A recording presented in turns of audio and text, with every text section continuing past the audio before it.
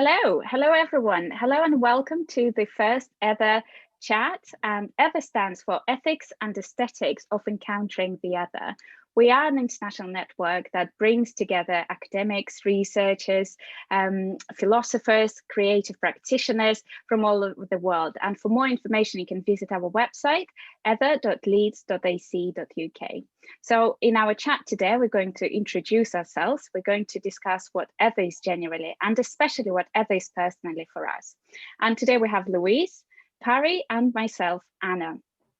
Okay, so what is ETHER and what am I hoping to get from ETHER? Personally, I am hoping that this will be like a hub for a great variety of people and great variety of minds, where we will be able to discuss what it means to encounter the other. Now, the question that I have been asking myself, what does encountering the other mean really? And personally, I look at it as coming into contact with somebody else, liaising, chatting, formally or informally, talking, presenting in front of public, maybe just having a conversation, or perhaps even communicating in a written form. So many ways. And I think this is something that most of us do naturally almost every day, but not very often we think about it and look at it from different perspectives. So this is what I'm hoping to get from ETHER. What about you guys? What do you think? Well, I think hub is a brilliant word, and I hope it's going to be a hub, because this has kind of, for me, connotations of, excitement, like a little bubbling pot full of energy, a hive of activity. So yeah, I hope it's a place where, as you said, academics, educators, performers, artists of all kinds can come together and share their work and share their ideas. And I'm hoping also that it's kind of a welcoming but safe space, because I think a lot of these conversations about encountering difference and encountering the other, they're quite difficult conversations to have and tackle. So yeah, I'm hoping that it would be a place that would be comfortable, where we can all share and where we can all learn from each other. So for me, yeah, a place of education as well. How about you, Parry? I love all these different visions for ether. I pronounce it as ether. I don't know if I've been pronouncing it wrong all this Yeah, while. ether. I do as well. Ether. Ether or ether, whatever it is, pick your pronunciations. But I love what both of you see it as. I also see it as a space which will really bring together both academic and non-academic voices in creative ways.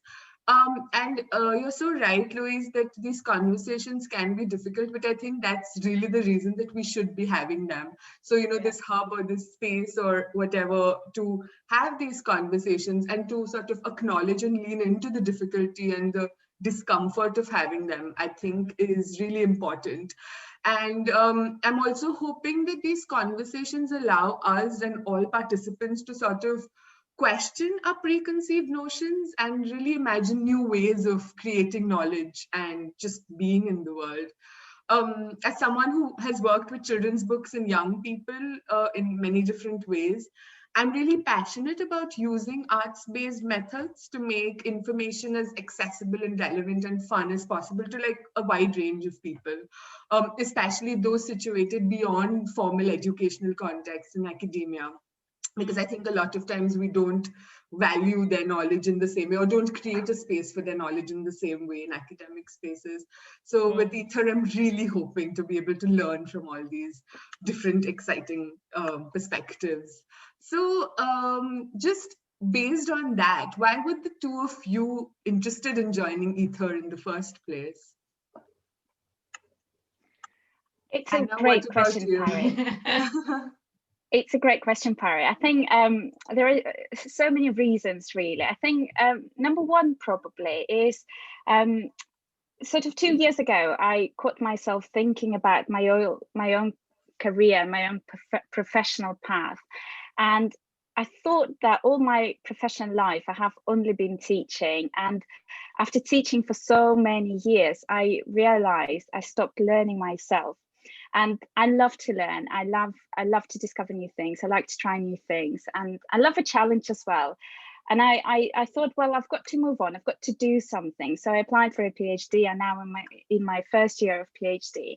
And I didn't have any research experience. And I thought, well, this can be my challenge. This can be something that I can learn and try. So I started looking for opportunities, how to engage in research, and not just my own PhD research. So then I came across Ether, and I thought, well, this is just perfect. This fits in really well with my own research. I'm doing an ethnographic study, and the topic is very thought-provoking and intriguing and very interesting, and something where I can learn a lot, I think, and try new things as well. So it's very exciting, and it's going to be a growth for me personally, I think.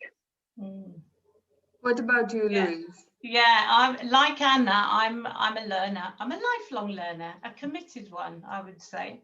I've always been studying something since forever, as long as I can remember. And I like to take myself a little bit out of my comfort zone, only a little bit each time. And branching into academia for me is quite a step out of my comfort zone. But yeah, one of the main reasons why this research network in particular is the name itself. You've got ethics, aesthetics, and encountering the other all in one phrase. And I don't know, this speaks to me in, from any angle that I look at it, from my personal, my professional life.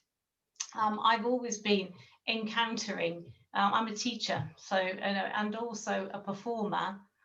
So it brings both together in quite a nice way. I've always used arts in my teaching. I've drawn on it, especially drama, but I don't mean just to bring drama into the classroom to do role play to learn functional language. I mean to use it for what it is itself, or what it brings to a relationship, if you like, because I find arts, once you use them in a relationship, you can they have a way of opening, of giving insight that you might otherwise never get. And that deepens the relationship. And that's when I think that you get these genuine, meaningful encounters. So yeah, bringing arts and education together for me in a research network, I find it really exciting. Yeah, and all my interests are kind of wrapped up in one ball here. So yeah, that's why. Both your points so resonate with me, because much like you, Anna, I love to learn, and like you, Louise, as well. And I love trying new things and getting out of my comfort zone. Just like you, Louise, academia is, raging imposter syndrome and all. I still don't see myself in academia. I see myself more in like a creative space. And I'm forever torn between my academic and creative and my personal interests. So like, I love that Ether sort of brings together all of them. Both as a writer and as a researcher, sometimes it really feels like I'm working in a void.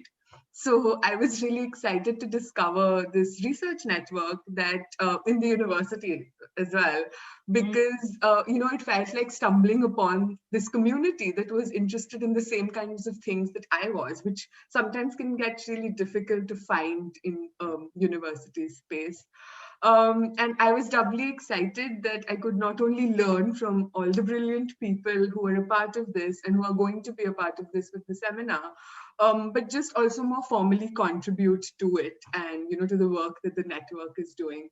And all of us, like what I love, I think most of all, is that all of us come from such diverse backgrounds and have such different interests as well. Like drama is not something that I'm really very familiar with. I'm more of a literature-based background. And I'm really loving being able to hang out with everybody and learning from all these different. So, it's just a purely selfish reason as well. Just hanging out with fun, creative people and learning from them, and like really such fascinating perspectives as well. And I really think that participating in all these different conversations about difference and diversity, as well as, collaborating with all the events around those themes, are making me a better researcher, a better writer, and a better thinker. So I love all of it. That's great. Mary. What are you researching actually, and how do your research interests tie in with the key question? The key question of ether. I mean, how do people of conflicting worldviews, memories, and future visions encounter each other? So, how does that speak to you in your research? Fantastic segue right into what I'm really most passionate about. So this requires a little bit of context, so bear with me. I first discovered the internet as this 13-year-old, geeky 13-year-old in Mumbai. And it introduced me to this brand new world and, sort of allowed me to interact with people beyond my very limited social bubble and, all these ideas that otherwise I never would have encountered. Since then, I've grown up online and I continue to be a really online person. So I'm constantly reading and watching and learning from all these experiences and perspectives which don't mirror my own. I think that's the most exciting thing for me about the internet. And that is why about Ether as well. So, because I have such a very limited, specifically situated understanding of the world, as does everybody, because, you're influenced by where you live and the people that you know. So since I've learned so much, thanks to all these different online contexts, I'm really passionate about using digital media to include a diverse range of non-academic voices in academic spaces specifically, as well as to make academic research more accessible to, beyond. Like sometimes I feel like academia can be very ivory towerish and people are doing such cool things, but only a very limited number of people know about these cool things. So I really like the idea of getting as many people involved and collaborate with them as possible. So Ether's focus on exploring how diverse groups of people negotiate their differences is also something that I've considered in my own doctoral project. In my research, I'm basically incorporating my own experiences as someone who is really fanish. I'm like a walking, talking exclamation point about the things that I love and different fictional worlds. So I launched a fan podcast for my research called Marginally Fanish, where my co-participants and I, we explored different aspects of intersectionality in some of our favorite media texts, so popular culture and popular media, and their fandoms as well. So my co-participants and I, we come from a really diverse range of worldviews and backgrounds, both marginalized and privileged in different contexts. So this sort of varies across the age, sexuality, religion, gender identity, all these different regional origin as well, like all these different contexts. So we come from many different countries and social identities.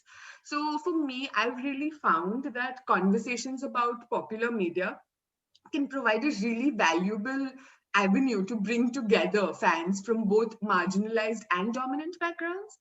And I'm really interested in exploring how fans use the framework of their favorite fictional worlds and their favorite media to discuss our real world experiences and perspectives. So in our podcast episodes, what's happened is that my fellow fans and I, we sort of come together to co-create knowledge through our conversations.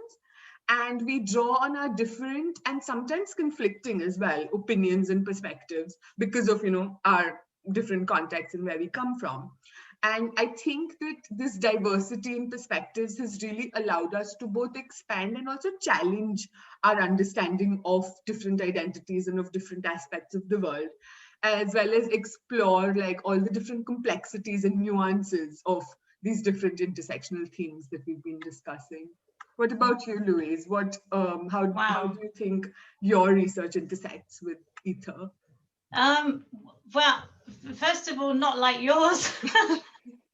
Not like yours. Although I'm interested in the same ideas and the same themes. I mean, the medium through which you operate. I mean, working with podcasts and living online as you do. That's quite it's quite alien to me, to be honest. The same. The same, Anna. I'm a little bit I'm a little bit I hold back a little bit from technology in that way, and that's perhaps where I've kind of lived the last year online, and it's been a new experience for me. But I have found that my relationships, how I negotiate my relationships with other people has changed. It's had to change. and I'm not finding it a positive for me. I miss being in the classroom. I definitely miss being in the classroom. My research takes place, or has taken place, in my own classroom. I teach ESOL, so I've got mainly migrant learners and refugees. And I intended to look at participation, patterns of participation across various social contexts around where I am, in the classroom, but also in the corridor, in meetings, in tutorials, and also workshops where we get artists that come in to the institution. And I wanted to see how the students varied their participation patterns. But what actually has happened, it's kind of an unintended consequence, getting closer to my participants, my learners, my, you know, almost my friends now, some of them, this has given me a completely different perspective on what it means for them to be a learner. And when I see how they participate differently, it affects me. It's kind of that reflexive thing going on. And it just, I've been reading a lot about how when you enter into, well, in phenomenology, you enter into relationships and it's a two-way thing. You can touch the other and you are equally and in the same way touched. It's one of Merleau-Ponty's quotes, I think. And this is what I found. I was being changed quite literally as I was reflecting, writing, reflecting, but also thinking, reflecting. It was changing the way I was behaving towards them, and to then my decision making in the class, what I was going to do next, how I was going to deal with this new information that I was getting. And I was thinking, without this research, without these in-depth conversations in interview, without me opening myself to them and then opening themselves to me, I wouldn't have this extra knowledge. I wouldn't deal with it as sensitively in the classroom. Yeah. So, you know, it's just, this is how it speaks to me in research and work. It's kind of all merged together. And I'm battling through it at the moment to try and find some answers. I don't think there are any easy answers. I mean, even with this knowledge of, yeah, I'm affected by this as a teacher, how do we put that into teacher education programs? It's my experience, it's not everybody's experience. And I can't really say what my learners are feeling because I don't really know. I can only interpret what I see. So yeah, fascinating. It is. It really is. Yeah, it's really made me question so much. And I think these are the same kind of questions that Aoife is concerned with. So yeah, really speaks to me. And you? I find it really inspiring. To be honest, I'm in my first year, so you are much more experienced in this, and I find it fascinating just working and hearing to your works and what you've been doing, and it's very inspirational and it's just great. I think this is one of the reasons why I'm taking part in this project as well. Just, you know, I don't know, getting in touch with you guys and just listening to all these stories, because I think it's just so versatile and so diverse what we're doing, you know, just in this little group, and it's just incredibly fascinating and interesting.